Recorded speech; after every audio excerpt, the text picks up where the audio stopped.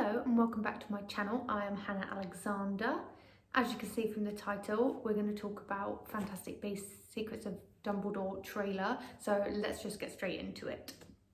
Obviously, the big elephant in the room is the recast of Johnny Depp with Mads Mikkelsen. I think that's how you say his name. I don't agree with it, and I think the film is going to suffer for it, but I will watch it because I'm a Harry Potter fan and I'm going to talk about it as well. So if you're not comfortable, also with J.K. Rowling as well, I don't support her anymore. To me, the Harry Potter books don't have an author. I tend to just call her the author if I'm talking about it. So if you don't feel comfortable hearing about it, just click away and I understand. So talking about the trailer, one of the first things we see is Aberforth in the pub, and I'm quite excited to see a bit more of Aberforth. I hope we get a bit more content from him because we didn't really see a lot of him in the books, and even less so in the films, because obviously the books are about Harry Potter. So hopefully we'll get to see a bit more of Aberforth and Dumbledore's family in this film, and the next two, I think there's going to be 5. Personally, I do think that these films are going to create more questions than give answers, and they're going to put even more holes into an already flawed fictional world. I do think that Jude Law is a very good Dumbledore. I think that he's very gentle and understanding as he was shown in the books. I think that Michael Gambon was a lot more harsh. He was still a good Dumbledore, but I personally really like Jude Law's portrayal of Dumbledore. It will be very frustrating to me if we don't see any of the romantic connection between Dumbledore and Grindelwald, because it is very clear in the books that Dumbledore was in love with Grindelwald in the way that he talks about him. The scene on the train where Newt gives Jacob the wand that he said that Dumbledore told him to give him really reminds me of, this is probably, you know, a lot of people won't even remember, but Wizards of Waverly Place, when either Alex or Justin gives Harper the training wand that only opens things because they've moved into the magical people only building, so she had to appear as a wizard. So I just think that was quite funny. The Quidditch player that you see flying around the towers of Hogwarts, it's been 20 years. Why does the Quidditch player look exactly the same quality as in Harry Potter and the Philosopher's Stone? 20 years. Do better.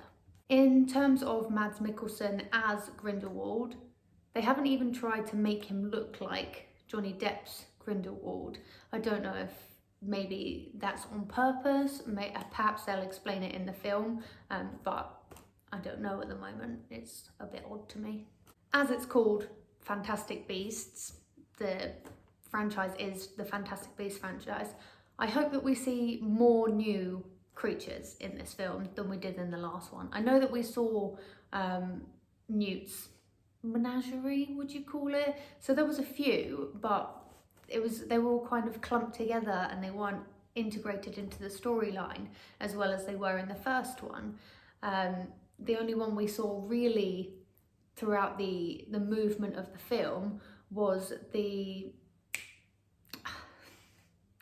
there was a kappa and then the cat creature that I can't remember its name right now, but those were the only 2 that we saw really. Speaking of magical creatures, where's Nagini? Didn't see her at all in the trailer, but at the end of the last one she was walking into the school with the rest of them, so you would think that she was an important character. I really enjoy Eddie Redmayne and Callum Turner as brothers. I think that was cast very well, and I also do just love Callum Turner quite a lot, and Eddie Redmayne. Eddie Redmayne is a very good Newt Scamander, but there's something about Callum Turner. Oh. I'm looking forward to seeing a bit more Hogwarts content. As interesting as it is to see magic in other parts of the world, other cities, Hogwarts does just feel more magical and special because Hogwarts is the home of magic, as it says on my tattoo.